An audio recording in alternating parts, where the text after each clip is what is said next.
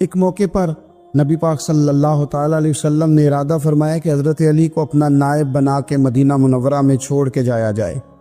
محبوب کریم علیہ السلام جب بھی تشریف لے جاتے تھے تو کسی ایک کو نائب بنا کر مدینہ منورہ میں چھوڑ جاتے۔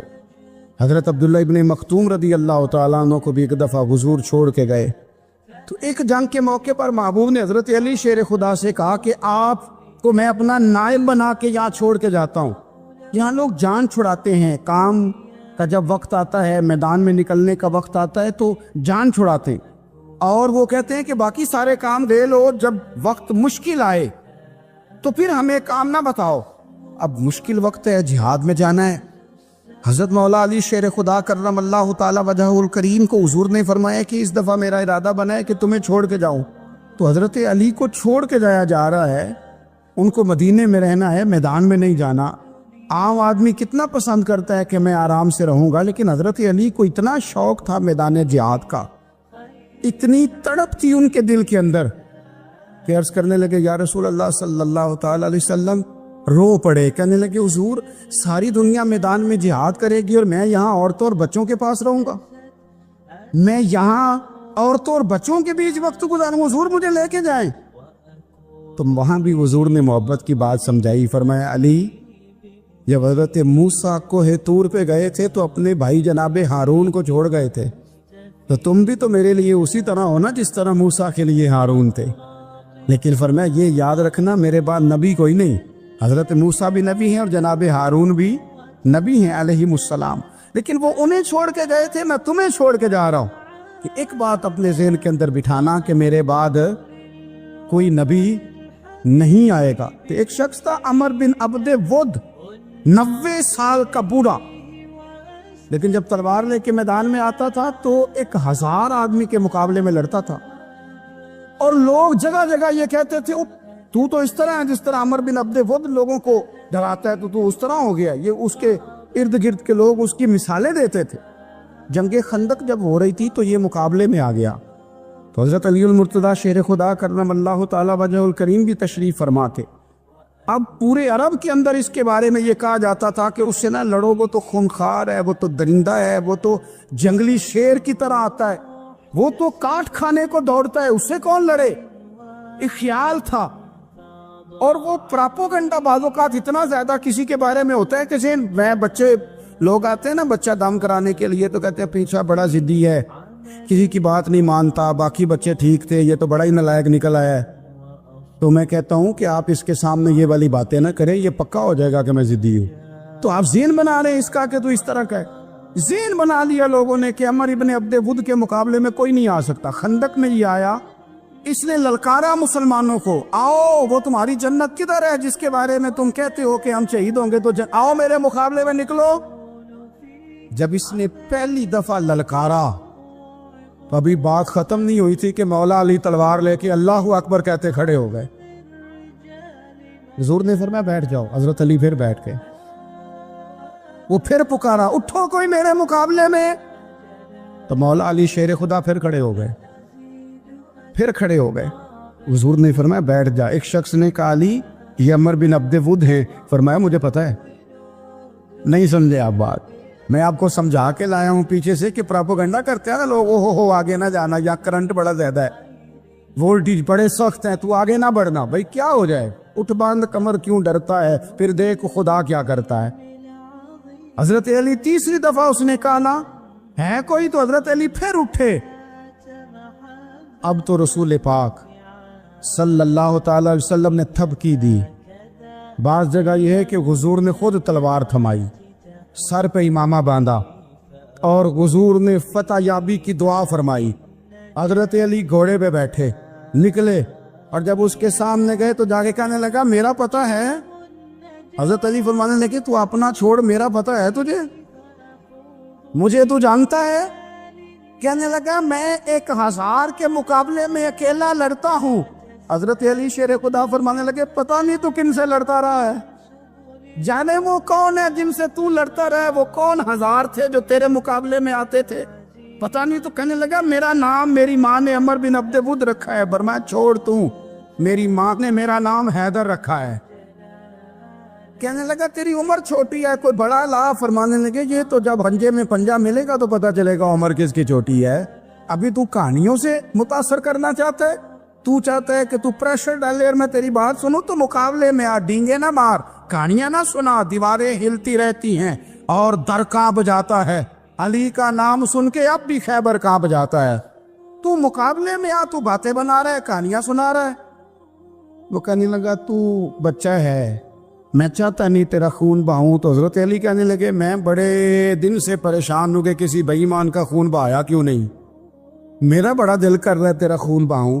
اس نے بڑی زوردار ضرب لگائی. غصے میں اتنا پاگل ہوا، کیونکہ اس کے بارے میں معروف تھا کہ وحشی مزاج آدمی. اتنا سخت پاگل ہوا غصے میں، اس نے اپنے گھوڑے کے پیر کاٹ ڈالے. پہلے تلوار گھوڑے کو دے ماری، اس کو کاٹ کے دوڑا. یہ کیوں کرتے تھے لوگ؟ عرب کے لوگ اس وقت یہ کام کرتے تھے کہ ہم نے گھوڑا ہی مار ڈالا ہے تاکہ ہم بھاگ نہ سکے. کہتے ہیں نا کشتیاں جلا دی ہیں کہ اب واپس جانے کا راستہ ہی بند ہو جائے. گھوڑے کے پیر کاٹ ڈالے کہ بھاگنا نہیں. اور بڑی زور سے اس نے ضرب لگائی حضرت علی پر. حضرت علی نے جب روکی تو وہ ڈھال ٹوٹ گئی حضرت مولا علی، اور آپ کے امامے کو اس کی تلوار بھی لگی. آپ نے فرمایا دکھا لیا تو نے زور، اب میری باری ہے. حضرت مولا علی شیر خدا کا قد بظاہر چھوٹا تھا. صحابہ کہتے ہیں ہم دور سے دیکھ رہے تھے، اللہ اکبر کہہ کے تھوڑا سا زمین سے وہ اٹھے، تھوڑا سا اٹھے، اور پھر دوبارہ نہیں انہیں تلوار چلانی پڑی. ایک ہی ضرب لگائی اور اس کے 2 ٹکڑے کر کے اسے زمین پہ پھینک دیا. تو عزیز دوست، آپ یاد رکھیں گے اس بات کو کہ اپنی زندگی کے اندر مروب ہونا چھوڑ دیں. روب میں ہوتا، تاتاریوں نے مسلمانوں کو مروب کر لیا تھا، روب ڈال لیا تھا کہ ہم بہت بڑے لوگ ہیں. یہی آج ہمارے ساتھ بہت سارے لوگ کرتے ہیں، دلوں میں روب آ جاتا ہے. امیر رشتہ دار کا، فلانے کا، پھر وہ جو مرضی کرتا ہے. تاتاریوں کی ایک بی بی وہ کیا کرتی، وہ 9-10 مسلمان نوجوانوں کو سڑک پہ کھڑا کر جاتی، کہتی ادھر کھڑے ہونا، میرے آنے تک ہلنا نہ. جوان ہے لیکن روب ہے نا کہ یہ بڑے وحشی ہیں. اکیلی بی بی اندر جاتی، تلوار لے آتی، اور وہ کھڑے ہیں، وہ بھاگے بھی نہیں، اتنا ڈر گئے، ٹانگیں کانپ رہی، بھاگنے کی بھی ضرورت نہیں کر رہے. تسلی سے گئی ہے، تلوار لے کے آئی ہے، اور اس نے 9 جوان مسلمانوں کے گلے کاٹ دیے. اس روب سے نکلیں باہر. نوجوانوں سے کہتا ہوں نکلو. اور جن لوگوں نے دنیا میں انقلاب برپا کیا وہ غریب گھروں کے تھے. وہ لوگ تھے کہ جو بازار کسی بڑے قبیلے سے نہیں تھے. ہم محنت کریں، تعلیم حاصل کریں، جدوجہد کریں، مشقت کریں، اپنی زندگی میں کچھ مقاصد کے حصول کے لیے آگے بڑھے. اور اگر آپ کہیں کہ دائیں بائیں میرے فلاں آدمی مجھے یہ مشورہ دے رہا ہے، تو کچھ لوگ دنیا میں باتیں کرنے آئے ہیں، انہوں نے باتیں کرنی ہے اور بڑا فائدہ ہوتا ہے. ان کو باتیں کر لینے دیں، ان کو کرتے رہنے دیں. کام کرنے والا بندہ کام کرتا ہے اور کرتا ہی چلا جاتا ہے، وہ منزل تک پہنچ جاتا ہے. تو حضرت علی کے مزاج میں دلیری ہے، ہمت ہے، ایک بات. اور دوسری بات دانائی، حکمت. یہ جو ہمارے فیصلے ہیں نا جذباتی، اور جناب آج فلانے نے یہ کہہ دیا تو میرا پروگرام یہ بن گیا، تو پھر کل کسی نے اور کچھ کہہ دیا تو میرا پلان اور بن گیا. میں سب سے زیادہ ان لوگوں کے حق میں پریشان ہوتا ہوں جو سویرے کچھ اور کہتے ہیں، دوپہر کو کچھ اور کہتے ہیں، شام کو کچھ اور کہتے ہیں. بھئی آپ کا کوئی نظریہ ہونا چاہیے، کوئی ویژن ہونا چاہیے زندگی میں، آپ کے اندر کوئی حکمت اور دانائی ہونی چاہیے. اس کے لیے کیا کرنے کی ضرورت ہوتی ہے؟ اس کے لیے ضرورت ہوتی ہے کہ آپ کا ذہن ایک طرف ہو. میرے اسلاف فرمایا کرتے تھے زندگی میں ایک کام کر لو پر صحیح کر کے کر لو. ہم نے تو سارے کام کرنے ہیں. آج کل ہر بندہ صحافی ہے، ہر بندہ تجزیہ نگار ہے، ہر بندہ سیاستدان ہے، ہر بندہ ہی مفتی ہے، ہر بندہ ہی جناب واعظ ہے، ہر بندے کے پاس ہی کچھ مسئلے. اس کا نقصان یہ ہے کہ کسی کے پاس بھی کچھ نہیں.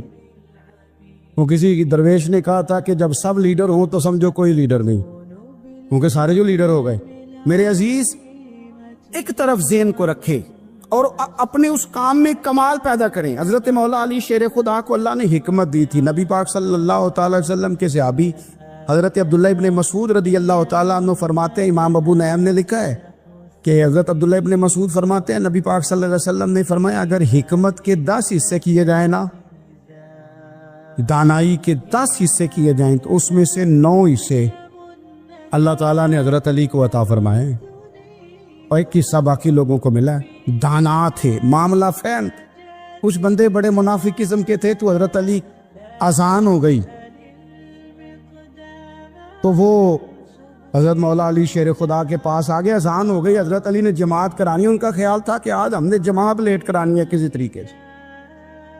हम चूंकि ज्यादा बातें, मैं दोस्तों से कहता हूँ बहुत ज्यादा खबरें ना देखा करो, बहुत ज्यादा भी चीजें ना सुना करो। आप तो मेरे भाई मोबाइल के अंदर चले जाएंगे, फिर बाहर की दुनिया तो और है।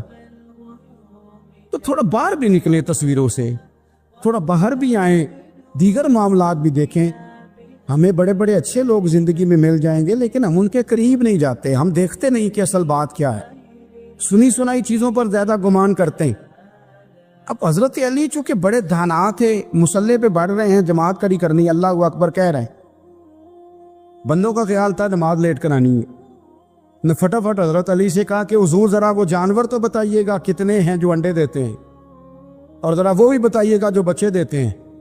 ये अब कितने को बंदा जानवर गिने, आहिस्ता आहिस्ता बंदा शुमार करे। हो, बकरी जो है वो बच्चा देती है, मुर्गी अंडा देती है, और गायें जो है वो बच्चा देती है, और बतख जो है वो अंडा देती है। बंदा तो ये गिनने लग जाए तो हजरत अली शेर खुदा यहाँ हाथ हैं, फरमाने लगे घर जाके गिन लेना। मोटी सी बात बताता हूँ, जिन जानवरों के कान बाहर होते हैं वो बच्चे देते हैं, जिनके अंदर होते हैं वो अंडे देते हैं। अल्लाह अकबर।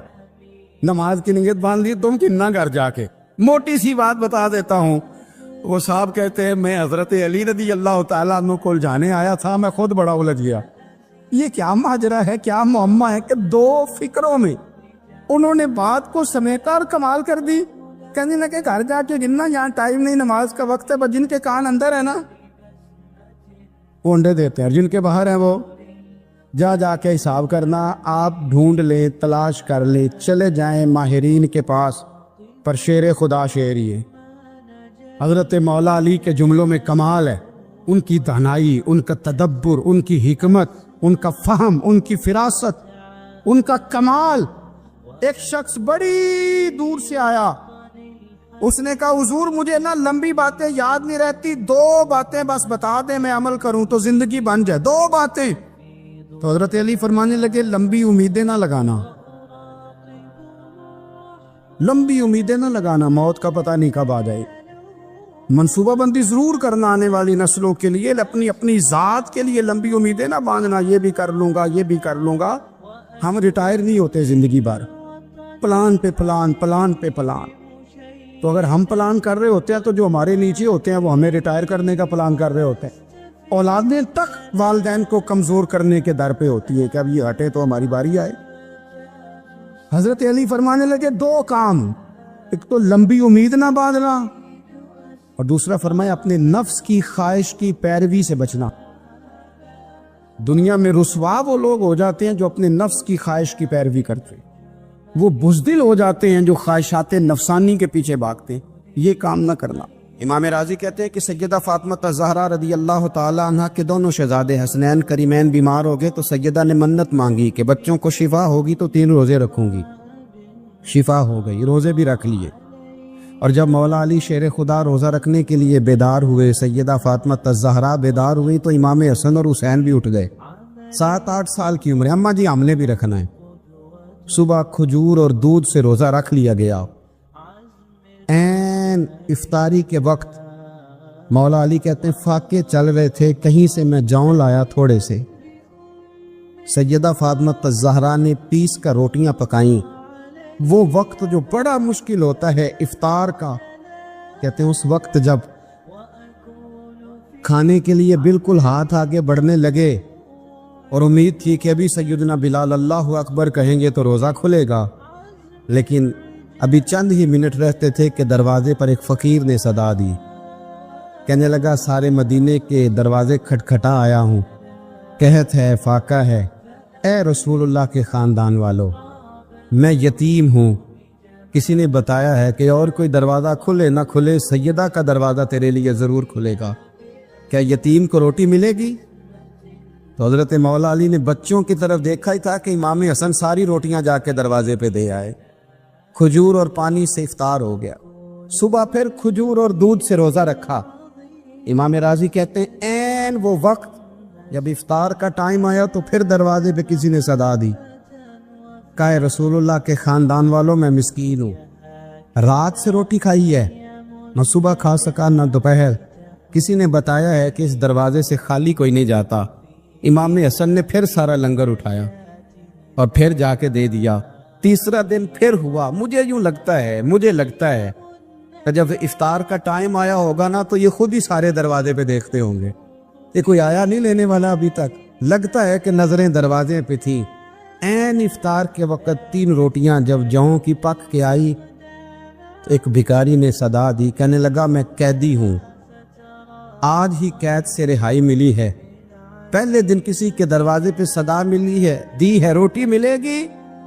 امام حسن وہ کھانا دے کے واپس لوٹے، کھجور اور پانی سے افطار ہوا، اور جیسے ہی مسجد نبوی میں تینوں باپ بیٹا نماز پڑھنے گئے تو مولا علی کہتے مجھے بتانا نہیں پڑا، رسول کریم نے میری طرف دیکھ کے فرمایا علی تیرا، فاطمہ کا، حسن اور حسین کا 3 دن والا عمل خدا کو بھی بڑا پسند آیا ہے اور محمد مصطفیٰ کو بھی بڑا پسند آیا۔